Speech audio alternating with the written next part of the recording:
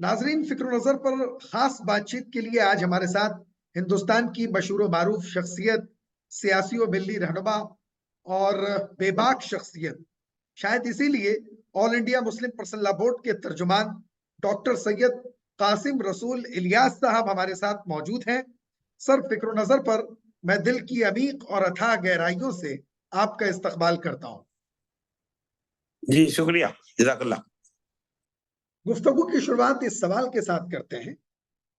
سر، 2 دنوں قبل آل India Muslim personal لا board کے لیٹر پیڈ پر آپ کا پریس نوٹ آیا، جس میں آپ نے کہا کہ فرقہ پرست طاقتیں کئی سالوں سے عوام کو گمراہ کر رہی ہیں،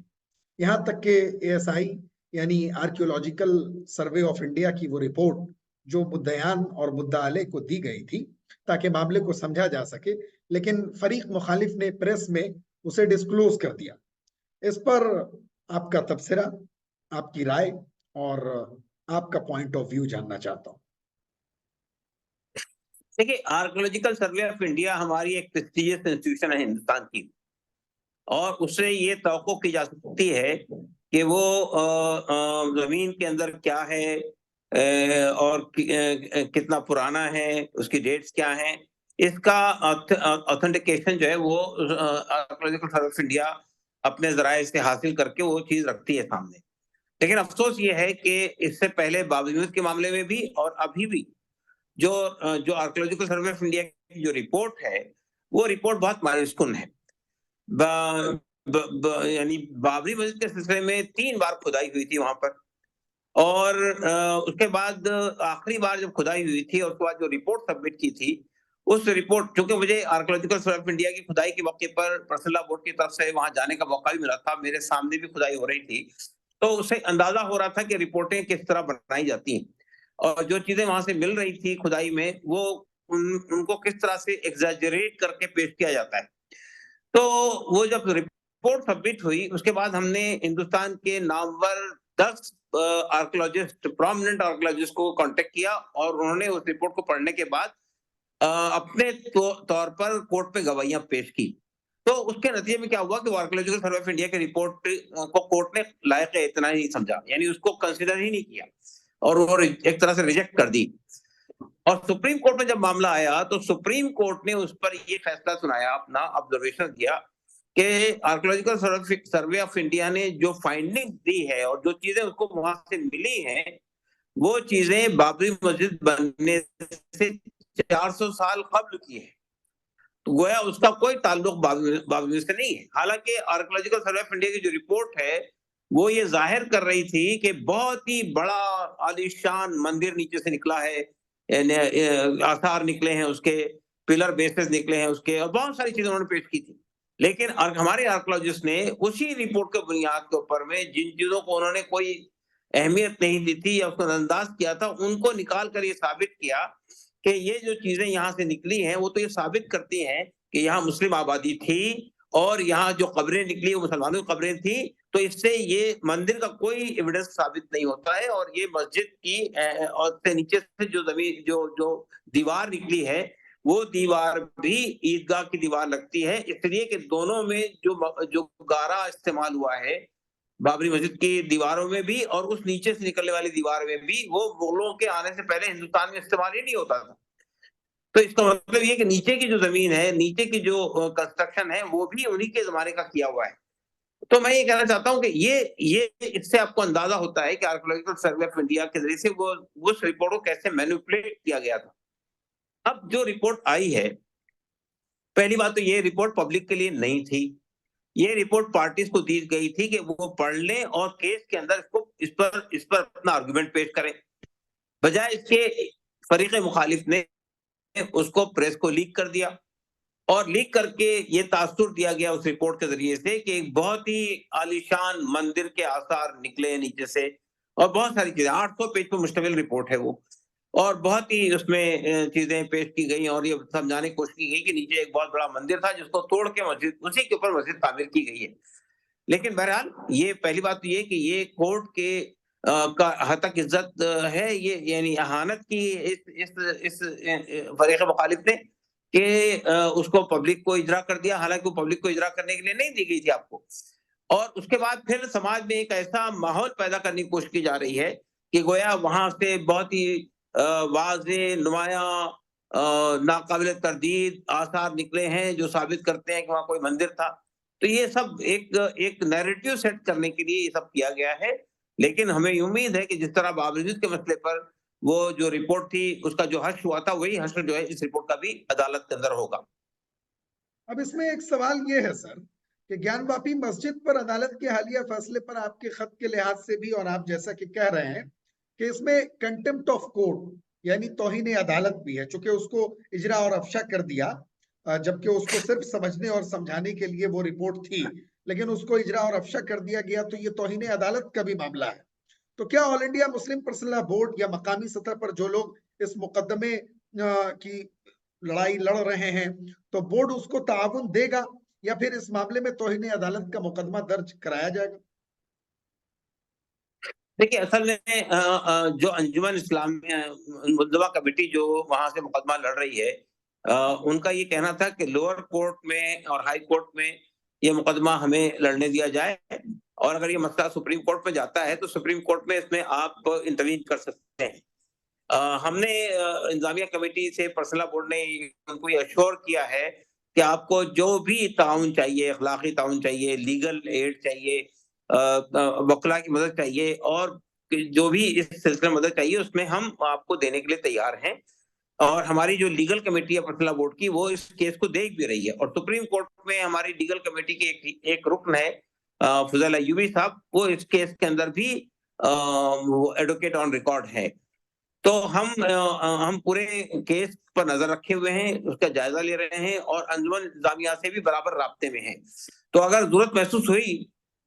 کسی مرحلے پہ انٹروین کرنے کی تو ہم اس میں انٹروین کر سکتے ہیں. بطور صحافی میرا یہ مشاہدہ ہے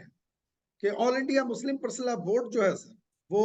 ہندوستان میں سمجھتا ہوں کہ واحد ایک منظم ادارہ ہے جو جس میں تمام مکاتب فکر کی نمائندگی بھی ہے، قیادت بھی ہے، اور اس میں تمام مکاتب فکر کے لوگ ہیں. تو میں جاننا چاہتا ہوں کہ کیا آل انڈیا مسلم پرسنل بورڈ کی کوئی خاص ونگ ہے جو مساجد کے تحفظ کے لیے خصوصیت کے ساتھ کام کرتی ہے؟ کوئی خاص ونگ یا کوئی کمیٹی جو مسجد کے لیے خصوصیت کے ساتھ ہے؟ دیکھیے آل انڈیا مسلم پرسنل بورڈ نے بابری مسجد کے مسئلے کو اس وقت اپنے ہاتھ میں لیا تھا جب بابری مسجد کی شہادت ہو گئی تھی. اس سے پہلے تک کوآرڈینیشن کمیٹی اور بابری مسجد ایکشن کمیٹی اس کیس کو لڑ رہی تھی. لیکن جب دونوں کمیٹیاں کی درخواست پر ہی اس مسئلے کو اپنے ہاتھ میں لیا، اور 2001 میں آل انڈیا مسلم پرسنل بورڈ نے کمیٹی اور بابری مسجد بنائی جس کا میں کنوینر رہا ہوں 19 سال تک کے. لیکن ابھی چونکہ یہ کیس کو باضابطہ اپنے ہاتھ میں نہیں لیا ہے تو اس لیے اس کے سلسلے میں کوئی کمیٹی نہیں بنائی. البتہ ہماری لیگل کمیٹی جو ہے وہ اس مسئلے کو دیکھ رہی ہے. تو ہمیں ضرورت نہیں محسوس ہوتی ہے کہ الگ سے کوئی کمیٹی بنائی جائے، اس لیے کہ چونکہ مسئلہ عدالت میں ہی زیر بحث ہے. بابری مسجد کا مسئلہ تو کئی فرنٹ پہ لڑا جا رہا تھا، بات چیت بھی ہو رہی تھی، سیاسی مسئلہ بھی تھا، اور اس میں قانونی بات بھی تھی. تو اس کیس کے اندر اب تک کہ ہم نے سیاسی اور بات چیت کا تو اب اس میں کوئی سوال نہیں ہے. تو چونکہ معاملہ عدالت میں ہے تو عدالت کے لیے پھر ہم کو الگ سے کوئی کمیٹی بنانے کی ضرورت نہیں ہے. ہمارے پاس مسلم پرسنل بورڈ کی ایک لیگل کمیٹی ہے، اس میں وکلا بھی ہیں اور ہمارے کچھ ہمارے عہدیداران بھی موجود ہیں.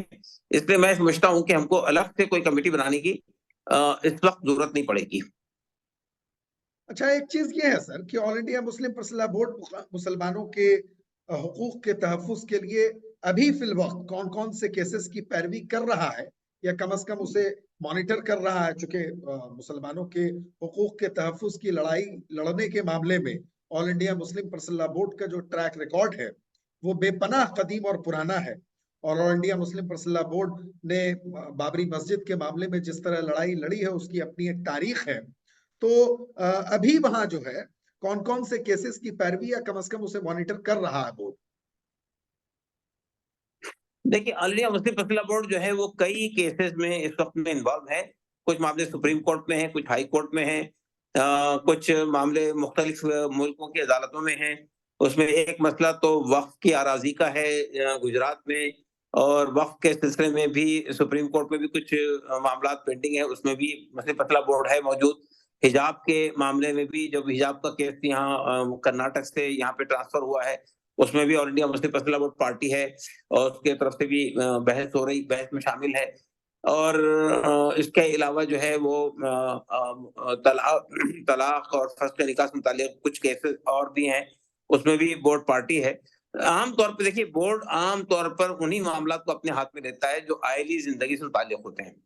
لیکن چونکہ وقت بھی پرسنل لا ہی کا ایک پارٹ ہے، تو وقت سے متعلق بھی کوئی معاملات آتے ہیں اور اہم معاملات میں پارٹی بنتا ہے مسلم پرسنل لا بورڈ. اصل مسئلہ یہ ہوتا ہے کہ اگر ہم ہر کیس میں انٹروین کرنا شروع کریں گے تو ایک تو ہندوستان کے مختلف عدالتوں میں مقدمات چل رہے ہیں، پھر ہائی کورٹ میں چل رہے ہیں، اس کے بعد سپریم کورٹ میں چل رہے ہیں، تو ایک بڑی لمبی فہرست ہو جاتی ہے. خود آپ کے پرسنل لا کو ایک اشونی کمار اپادھیائے صاحب ہیں، انہوں نے تقریباً 6-7 پٹیشن ڈالے ہیں سپریم کورٹ میں. اس میں ایک ایک چیز کو انہوں نے چیلنج کیا ہے. اس میں آپ کے یعنی طلاق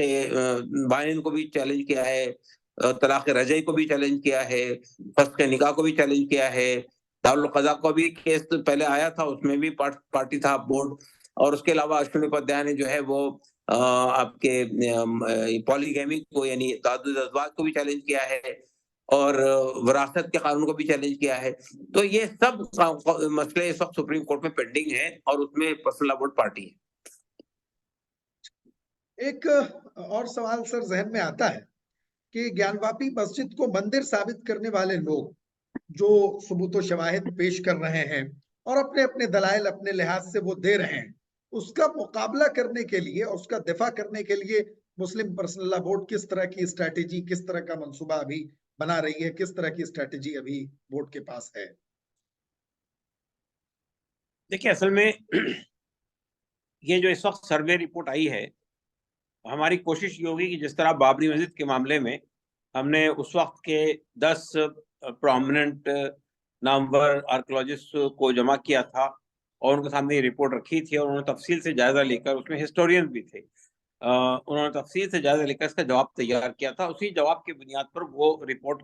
یعنی اس کو عدالت میں ٹھہر نہیں سکتی. ہماری کوشش اس وقت بھی یہی ہوگی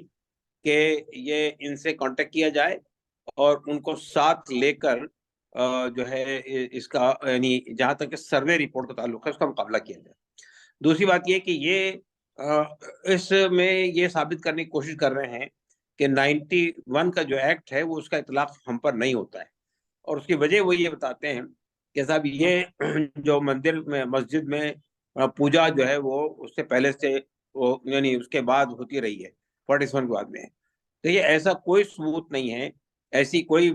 بات چیز سامنے نہیں ہے کہ جس کے مسجد کے اندر اور مسجد کے صحن میں مسجد کے اندر داخل ہو کر کبھی پوجا کی گئی ہے. پوجا اگر ہوتی تھی تو مغربی دیوار کے پشت پر وہ کیا کرتے تھے، اور وہ بھی پہلے ہوا کرتی تھی، وہ بھی ختم ہو گئی تھی. تو اسی کو انہوں نے 5 خواتین نے مقدمہ جو پہلے فائل کیا اس کے اندر، وہ اس پوجا کے حق کو حاصل کرنے کے لیے کیا. لیکن عدالت نے بجائے اس کے کہ اس پر کوئی بات کرتا، اس نے اندر کے سروے کا حکم جاری کر دیا. تو یہ بظاہر اصل میں یہ پورا کیس جو لایا گیا ہے وہ ایک طے شدہ منصوبے کے تحت لایا گیا، اور وہ یہ سمجھتے ہیں کہ یہ بھی وقت لے گا. جیسا کہ بابری مسجد کے معاملے میں تقریباً 70 سال تک کے عدالت کے اندر معاملہ، 60 سال تک عدالت مقدمہ چلتا رہا، اور لڑائی تو بہت پہلے سے چل رہی تھی. لیکن یہ ظاہر ہے کہ ان کا منصوبہ یہ ہے کہ اقتدار میں رہنے کے لیے اس طرح کے تنازعات کو پیدا کر کے ہندو مسلم کو ڈیوائیڈ کیا جائے، ووٹوں کو پولرائز کیا جائے، نفرت پھیلائی جائے، اور یہ تاثر دیا جائے کہ مسلمانوں نے اپنے دور حکومت میں بڑے پیمانے پر یہاں مندر توڑ کے مسجدیں بنائی ہیں. تو ایک پہلو تو یہ ہے جس کا جواب ہوگا انشاءاللہ، کہ یہ کہنا کہ 47 کے بعد یہاں پر کوئی پوجا پاٹ ہوتی رہی ہے، اس طرح کوئی ثبوت نہیں ہے. تو ظاہر ہے کہ یہ اس کے شواہد وغیرہ سب دیے جائیں گے. لیکن دیکھیے مسئلہ یہ ہے کہ بابری مسجد کے مسئلے پر بھی ہم نے تمام شواہد دیے تھے، اور آبزرویشن، اور دیکھیے کسی بھی مقدمے میں اگر آپ کوئی ٹائٹل سوٹ داخل کر رہے ہیں تو اس میں دیکھا جاتا ہے کہ ہمارے ملک کا جو قانون ہے اس کے تحت میں لینڈ ریکارڈ کیا کہہ رہے ہیں، ریونیو ریکارڈ کہہ رہے ہیں، کس کے معاملے میں چڑھا ہوا ہے یہ معاملہ، اس کے بنیاد پہ فیصلہ ہوتا ہے. لیکن ظاہر ہے کہ وہاں تو فیصلہ آستھا کی بنیاد پہ ہوا. تو یہاں فیصلہ کیا ہوگا واللہ عالم بالصواب، لیکن جہاں تک دلائل ہیں، ایویڈنسز ہیں، ثبوت ہیں، یہ تو انشاءاللہ کوئی طاقت ساتھ پیش کیے جائیں گے۔ البتہ ایک پہلو ایسا ہے جس پر ہم کو کام کرنے کی ضرورت ہے مسلمانوں کو، کہ یہ جو الزام لگایا جاتا ہے کہ مسلم دور حکومت میں بڑے پیمانے پر مندر توڑ کر مسجدیں بنائی ہے، اس کو ہمیں ایکیڈمک طریقے سے بھی کاؤنٹر کرنے کی ضرورت ہے۔ مطلب اس کے اوپر ریسرچ ہونا چاہیے، اس پہ تاریخ سے نکالنا چاہیے۔ جیسا کہ آپ کے علم میں یہ بات ہوگی کہ کئی سال پہلے بی این پانڈے صاحب تھے جو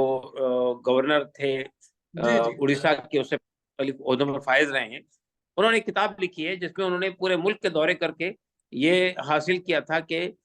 بڑے بڑے جو مندر ہیں اس میں انہوں نے جا کے دستاویزات نکالے وہاں کے، اور اس سے یہ ثابت کیا تھا کہ اورنگزیب نے تقریباً ہندوستان کی 100 بڑے مندروں کو جاگیریں دی تھی۔